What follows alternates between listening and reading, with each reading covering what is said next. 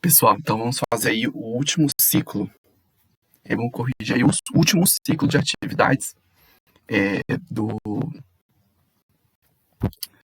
terceiro bimestre, tá? Então a gente começou aí com o módulo 13, aquele com Luzia, a primeira brasileira. Então lá na aula de número 58 eu pedi para vocês preencherem esse quadro resumo aqui, identificando o objeto de estudo, né? Falando um pouquinho sobre a presença mais antiga do ser humano em cada continente, e também falando um pouco sobre as etnias primordiais e sobre o processo de povoamento da América. Então, em relação ao objeto de estudo, a gente estudou o povoamento da Terra. Esse processo aconteceu em todos os continentes, e dependendo do autor, eles caracterizam esse processo como tendo ocorrido entre 130 e 10 mil anos atrás, tá? A presença mais antiga do ser humano em cada continente, ela se deu dessa forma aqui. Há 130 mil anos atrás, o ser humano estava na África. Há 92 mil anos atrás, o ser humano estava na Ásia.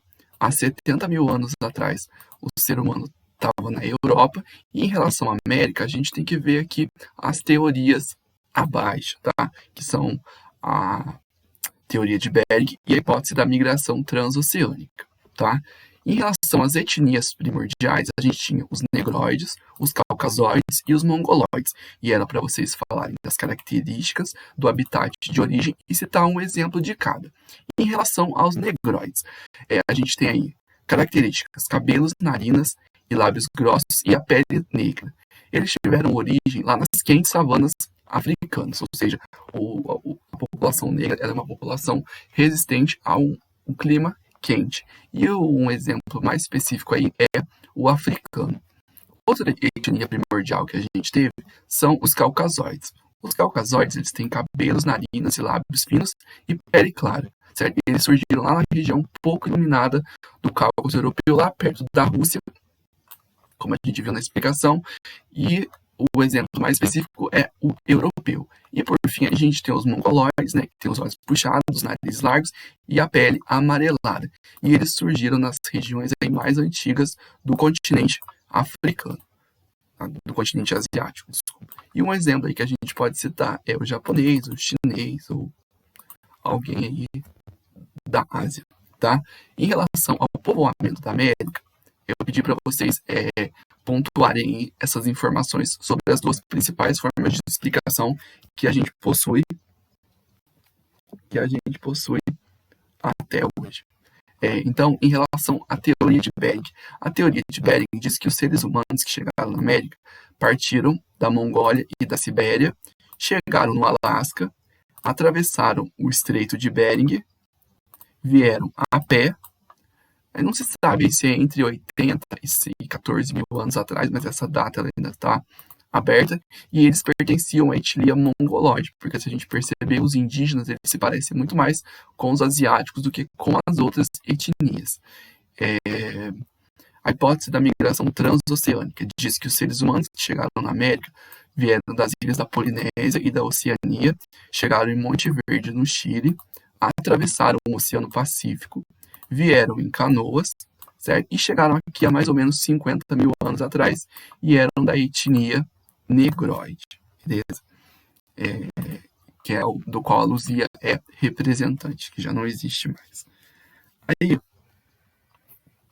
aqui eu vou precisar mudar daqui a pouco para vocês, né? Então, peraí, gente, só dá um minutinho que eu vou marcar aqui as respostas e já eu trago a certa.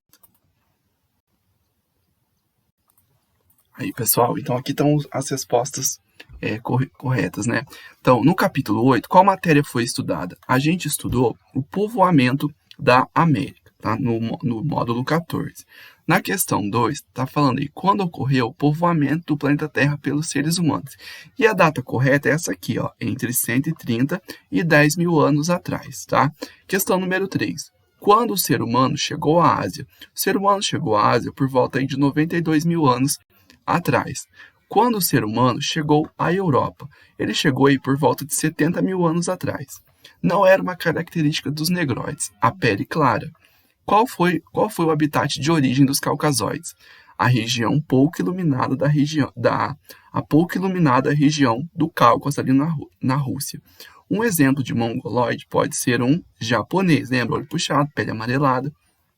Segundo a teoria de Clovis, os primeiros seres humanos chegaram à América a pé. Então, eles vieram andando, perseguindo os grandes animais, andando pelas pontes de gelo que se formaram lá no norte da Ásia, na divisa com o continente asiático, com a Rússia. Tá?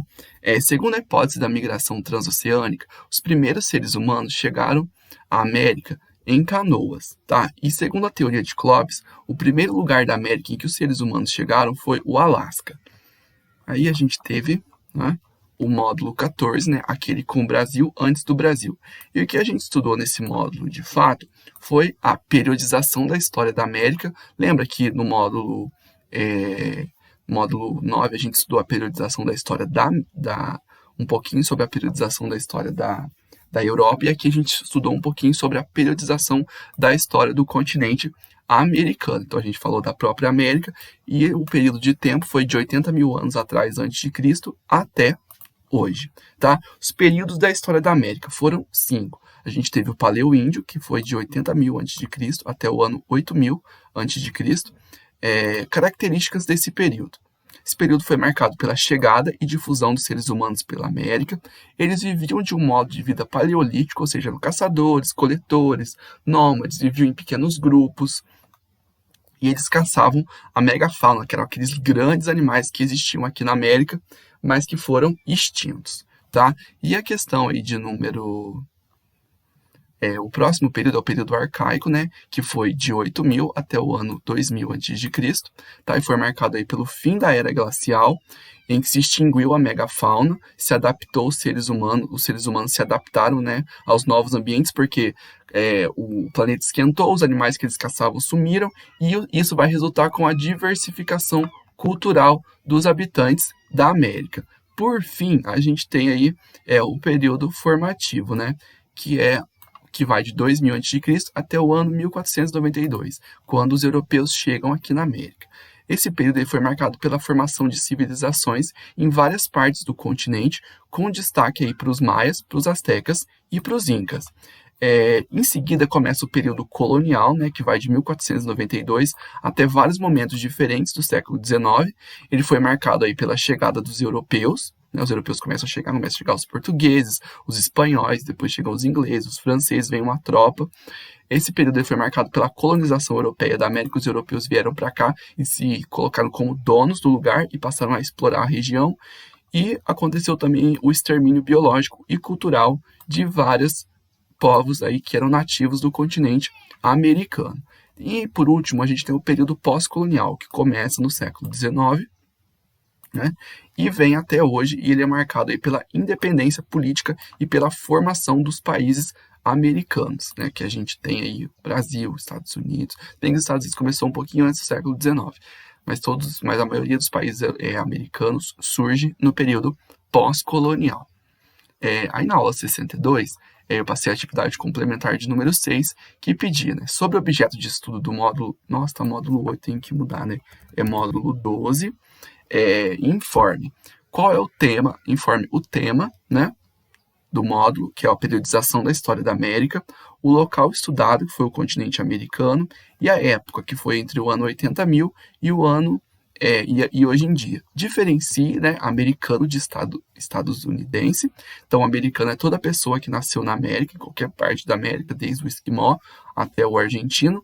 E estadunidense é toda pessoa que nasceu ou naturalizou-se nos Estados Unidos. Questão de número 3, dizia aí, né, a periodização histórica criada pelos europeus é válida para a história da América? Justifique. Não, pois essa periodização foi feita com base em fatos e processos históricos importantes para a Europa e não para a América. Então, em 476, o Império Romano caiu. Isso teve um impacto muito grande na Europa, mas teve um impacto zero na América. Então, não faz sentido usar esse ano para marcar a passagem, por exemplo, de uma suposta história antiga para uma suposta história medieval aqui no Brasil ou na América de uma forma geral. Aí, em quantos e quais períodos Cláudio Vicentino dividiu a história da América? E o Cláudio Vicentino dividiu em 5, como a gente acabou de ver ali na correção do quadro. O Paleoíndio, o Arcaico, o Formativo, o Colonial e o Pós-colonial. O que era a megafauna? A megafauna era um conjunto de grandes animais, sejam mamíferos ou aves, que habitaram a América durante o período paleoíndio e que foram extintos não só pela glaciação, mas também pela... Como se fala? Não só pela glaciação, mas também pela ação dos seres humanos que chegaram nesse período. Questão número 6. Qual foi o impacto do fim da Era do Gelo sobre a história da América? Ocorreu a extinção da megafauna e a alteração do clima, obrigando os seres humanos a adaptarem-se às novas realidades que surgiram.